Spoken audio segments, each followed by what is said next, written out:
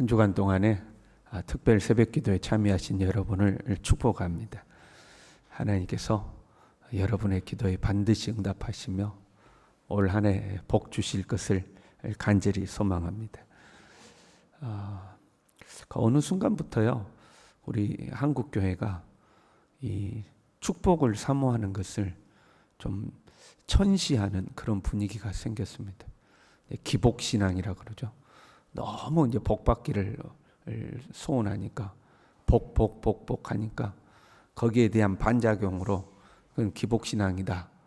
그래서 이제 오히려 이제는 복을 이야기하지 않는 분위기가 됐죠. 그래서 복 받으라고 그러면 왠지 천박한 신앙인 것처럼, 수준 낮은 신앙인 것처럼, 축복을 사모하지 아니하고 그냥 뭔가 경건한 삶을 살아가는 것이 수준 높은 신앙인 것처럼 이렇게 인식되는 부분들이 우리에게 이제 생겨난 거죠. 그럼에도 불구하고 저는 여러분들이 하나님의 은혜와 복을 누리기를 간절히 소망합니다. 하나님께서는 제사장들에게 이렇게 축복하라고 명령하셨죠. 여호와는 내게 복을 주시고 너를 지키시길 원하며, 여호와는 그의 얼굴을 내게 비치사 은혜 베푸시길 원하며, 여호와는 그 얼굴을 내게로 향하여 드사 평강 주시기를 원하노라. 그렇게 백성들을 축복하라고 그랬어요. 그래서 하나님께서 2023년도 우리 교회 모든 성도들에게 은혜와 복을 충만하게 내려주시기를 간절히 바랍니다. 하나님은 나에게 복을 주시는 분인가? 거기에 대한 믿음이 있는가? 이 믿음이 있어야 됩니다. 교회를 다니지만 하나님이 나를 축복하실 것이다. 이 믿음이 없는 경우들이 있는 거죠. 아브라함이 하나님을 따라 나설 때에 이 믿음이 있었습니다. 하나님이 나에게 복 주신다는 믿음이 있었죠. 야곱이 하나님께 그렇게 간절히 매달릴 때도 이 믿음으로 매달린 겁니다. 다윗이 골리앗을 향하여 나아갈 때도 이 믿음을 가지고 나아간 거죠. 오늘 우리가 읽은 이 히브리서 11장은 믿음장이라고 하죠. 하나님을 의지하고 믿고 신뢰하여서 하나님께 은혜와 복을 받은 사람들의 스토리가 쭉 기록되어 있는 겁니다. 모두 다 믿음으로 나아간 겁니다. 나아만이, 이방인이었던 나아만이 엘리사를 찾아올 때도 자기는 이방인이었지만 이 믿음을 가지고 나온 겁니다. 바디메오가 목이 터지라고 다윗의 자손 예수의 나를 불쌍히 여기소서 외칠 때도 이 믿음으로 외친 겁니다. 이 믿음을 잃어버리면 안 됩니다. 이 새벽에 나와서 우리가 하나님 앞에 기도하는 것도 하나님이 기도하면 응답하는 것을 믿기 때문입니다. 믿음으로 하나님께 나오는 거죠. 본문 말씀에 이렇게 되어 있어요. 믿음이 없이는 하나님을 기쁘시게 하지 못한다. 하나님을 기쁘시게 하지 못한다는 것은 믿음이 없이는 하나님이 역사하지 않는다 그런 말이에요. 하나님이 움직이지 않는 거죠. 믿음이 없으면 하나님이 움직이지 않는 거예요. 하나님께 나아가는 자는 반드시 그가 계신 것과 또한 그가 자기를 찾는 자들에게 상 주시는 이심을 믿어야 할지니라. 왜 이 말씀을 했을까요? 믿지 않는 자들이 존재한다 이 말이죠. 하나님께 나아오기는 하지만, 교회를 오기는 하지만 하나님의 살아계심을 믿지 않는 사람들이 있는 거죠. 신앙생활을 일종의 문화생활 정도, 취미생활 정도, 종교생활 정도 이렇게 생각하는 거죠. 절에 다니는 사람들이 고즈넉한 산사에 가서 바람 쐬고 오면 마음이 평안해지는 것처럼, 교회 가서 경건한 예배에 참여하고 나면 왠지 마음이 평안해지니까 그걸 즐기는 거죠. 그게 종교생활인 거죠.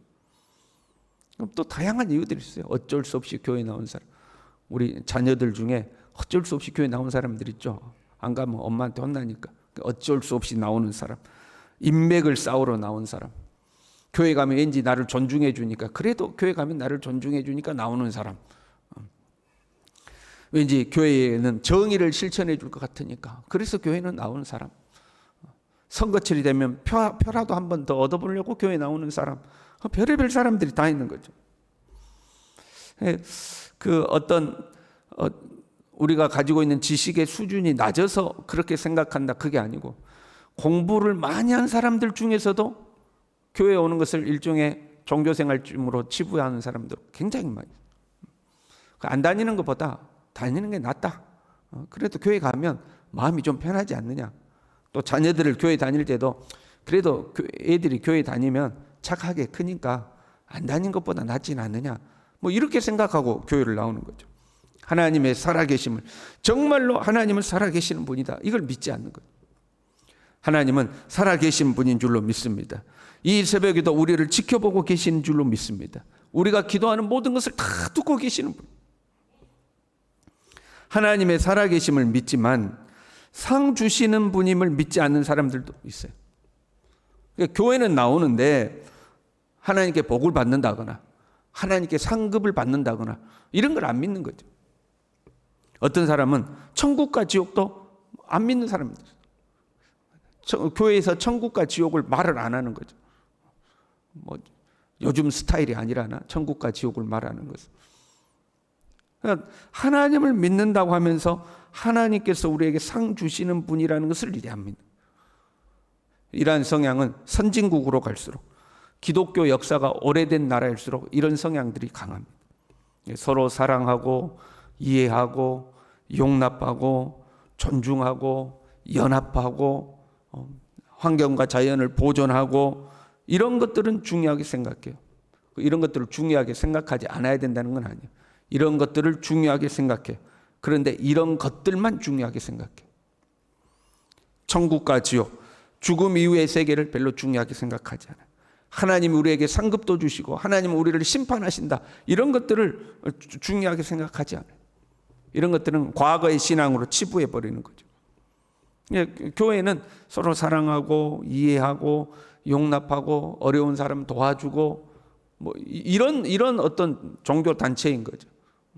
정말 하나님이 살아계셔서 하나님이 우리의 인생을 평가하는 하나님의 심판대 앞에 우리는 서게 될 것이고, 하나님은 우리의 그 믿음과 행위에 따라서 어떤 사람에게는 상급을 주시고 어떤 사람은 하나님이 징계하시고, 죽음 이후의 세계뿐만 아니라 살아있는 이 땅에서도 하나님이 우리를 그렇게 상급과 심판을 주신다는 것을 믿지라는 거예요. 본문에서 하나님께 나아가는 자는 자기에게 상 주시는 이심을 믿어야 할지라 할 때 이 상은 죽어서 받는 상이 아니에요. 그 다음에 믿음의 사람들의 이야기가 쭉 나오거든요. 하나님 앞에 믿음으로 살았던 사람들이 이 땅에서 하나님께 어떤 은혜와 도움을 받았는가, 그걸 쭉 기록하고 있거든요. 그걸 상이라고 표현한 거예요. 상당히 많은 사람들이요, 제 개인적인 생각으로는 교회를 나오지만 예수님이 이 땅에 다시 오실 때에 구원받지 못할 사람들이 상당히 많을 것이다. 왜 그러냐면 제자들이 예수님께 와서 슬그머니 물었었거든요. 주님, 마지막 때에 구원받는 사람들이 적습니까? 하고 이제 물어요. 그때 예수님이 많다, 적다 이렇게 대답하지 아니하고 뭐라고 대답하셨냐면 좁은 문으로 들어가기를 힘쓰라, 그렇게 대답하시죠. 간접적으로 이야기하시는 거죠. 그러면서 넓은 문은 찾는 사람들이 많다. 그런데 좁은 문은 길이 좁고 협착하여 찾는 이가 적다, 이렇게. 구원받는 사람들이 많습니까? 좁은 문으로 들어가기를 힘쓰라. 근데 그 좁은 문은 찾는 사람들이 적다. 무슨 말이에요? 구원받는 사람들이 적다, 그런 말이죠. 예수님이 오시는 때가 노아의 때와 같을 것이고 소돔 고모라가 멸망받는 그때와 같을 것이다 라고 이야기하시면서 그 다음 말씀에 예수님이 이런 말씀을 하셔요. 두 사람이 같이 누워 있는데 한 사람은 데려가고 한 사람은 버려둠을 당하고, 두 사람이 함께, 두 여자가 함께 맷돌을 갈고 있는데 한 사람은 데려가고 한 사람은 버려둠을 당한다. 그 말씀을 문자 그대로 받아들인다면 뭐예요? 50대 50이다 이 말이죠. 그렇잖아요. 두 사람이 같은 장소에서 같은 일을 하고 있는데 한 사람은 가고 한 사람은 안 간다. 그러니까 똑같이 교회에 와 있지만, 똑같이 신앙이라는 공간 안에 들어와 있지만, 어떤 사람은 정말로 하나님이 살아계심을 믿고 그 하나님이 자기를 찾는 자들에게 상 주시는 이심을 믿고 그렇게 하나님을 의지하는 사람이 있는가 하면, 어떤 사람은 그냥 종교생활 정도로, 취미생활 정도로, 그래도 교회 안 나가는 것보단 다니면 좋으니까 교회와 이 신앙이라는 경건이라는 그 분위기를 누리는 거죠. 그러기에 교회 나오는 사람이, 진짜 예수님을 믿는 사람이 있고 예수님이 나의 구주이심을, 예수님이 십자가에서 죽으신 것이 내 죄를 대속하기 위한 죽음이라는 것을 온전히 믿는 사람이 있고, 예수님은 우리에게 착하고 선한 삶의 본을 보여주신 분으로 우리도 저렇게 예수님처럼 사랑하며 살면 좋은 거지, 그 정도로 믿는 사람들이 있고, 교회 안에 있지만 신앙이 다 다른 거예요. 어떤 사람들은요, 그래도 좀 공부 좀 했다는 사람들이죠.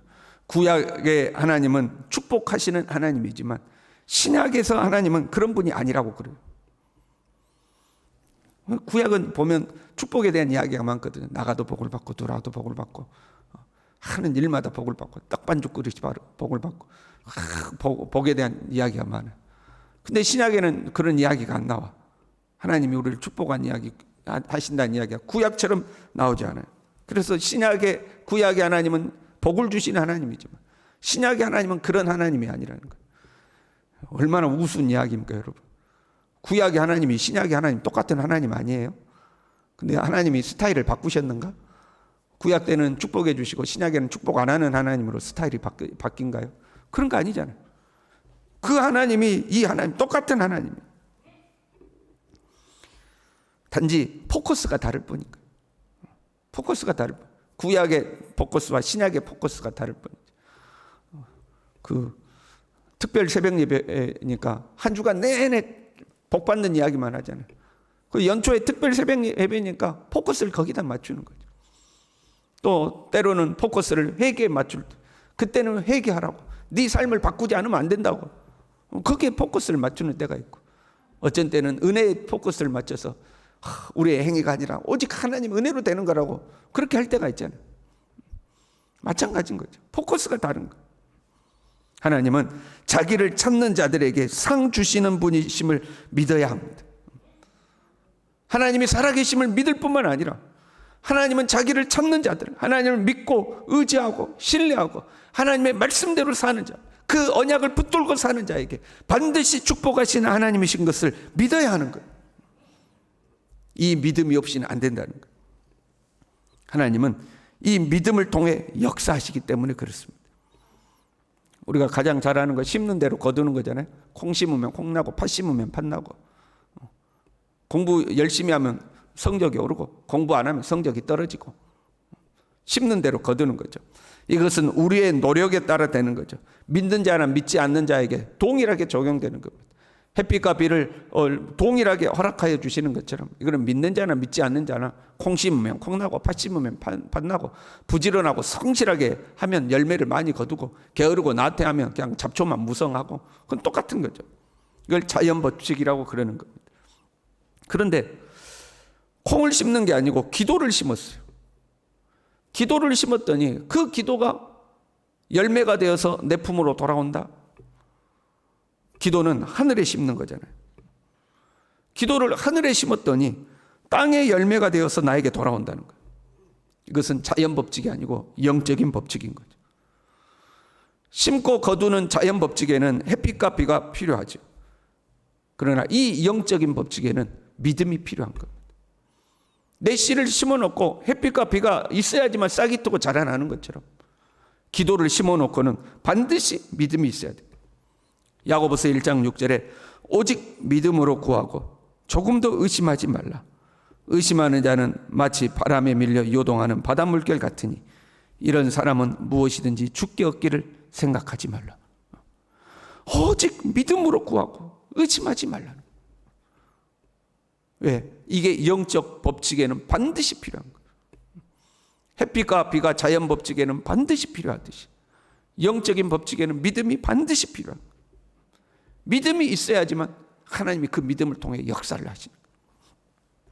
한 주간 하나님 앞에 여러분 기도하셨습니다. 어떻게 기도하셨는지 모르겠어요. 믿음으로 기도하셨는지, 정성껏 심으셨는지, 마치 농부가 1년 농사 씨를 심듯이 정성껏 심으셨어요. 하나님이 우리의 기도에 반드시 응답하실 줄로 믿습니다. 이 믿음을 가지셔야 돼요. 하나님은 내 기도에 응답하신다. 하나님은 내 기도에 반드시 응답하신다. 농부가 씨를 뿌려놓고 중간에 그 밭을 갈아 엎어버리면 안 되겠죠. 뭐냐면 기도를 해놓고 중간에 믿음을 저버리는 거예요. 그건 마치 밭을 갈아엎어버리는 것 똑같은 거예요. 하나님 앞에 기도했으면 하나님은 반드시 응답하신다는 것을, 이 믿음을 가져야 돼요. 이 믿음을 가지고 하나님의 역사하시는 때를 참고 기다려야 합니다. 농부가 씨를 뿌리고 잊어버립니까? 만약에 우리가 비닐하우스 농사를 새로 시작했다고 생각해봐요. 비닐하우스를 크게 짓고 거기에 딸기 농사를 시작했어요. 씨 뿌리고 잊어버립니까? 농부가 농사를 시작할 때는 그 열매를 추수할 때까지 겪어야 될 고생과 수고를 각오하고 시작하는 거예요. 그렇잖아요. 씨만 뿌리면 된다 이게 아니잖아요. 내가 농사를 시작할 때는 이 열매를 거두기까지 풀도 매야 되고 물도 대야 되고 때로는 비료도 줘야 되고 병충해도 방제해야 되고 그 모든 수고와 노력을 각오하고 시작하는 거잖아요. 하나님께서 주시는 복을 소망하고 그 하나님이 내게 복 주시기를 갈망했다면 믿음으로 살 각오를 해야 돼요. 이제는 내가 이 하나님을 의지하고 살리라. 내가 이 하나님만 붙들고 살리라. 이 믿음의 그릇이 흔들리지 아니하리라. 이 믿음으로 올 한 해를 살아가는 저와 여러분 될 수 있기를 바랍니다. 때로 힘든 일도 있고 어려운 일도 있을 수 있지만 믿음으로 살리라. 끝까지 하나님 의지하고 끝까지 그 하나님의 옷자락을 부여잡고 끝까지 하나님께 매달리고 나를 축복하지 아니하고는 당신을 가게 할 수 없나이다 하고 끝까지 주님께 매달리라. 그래서 올 한 해 하나님께서 우리에게 주시는 은혜와 복을 많이 누리는 우리 모두 될 수 있기를 간절히 바랍니다. 기도하겠습니다. 하나님 아버지, 한 주간 동안 우리를 부르시고 하나님 앞에 기도를 심게 하신 것을 참으로 감사를 드립니다. 하나님은 살아계신 하나님이시며 우리의 모든 기도를 들으시는 하나님이신 줄로 믿습니다. 하나님, 이 기도가 반드시 때가 되면 하나님이 응답하셔서 우리의 품으로 되돌려 주실 것을 굳건히 믿게 도와주시고 이 믿음의 길에서 벗어나지 않도록 도와주시고 올 한 해 믿음으로 살아서 믿음의 열매들을 다 거둘 수 있도록 주님 우리 모두를 축복하여 주시옵소서. 예수님의 이름으로 기도 올리옵나이다. 아멘.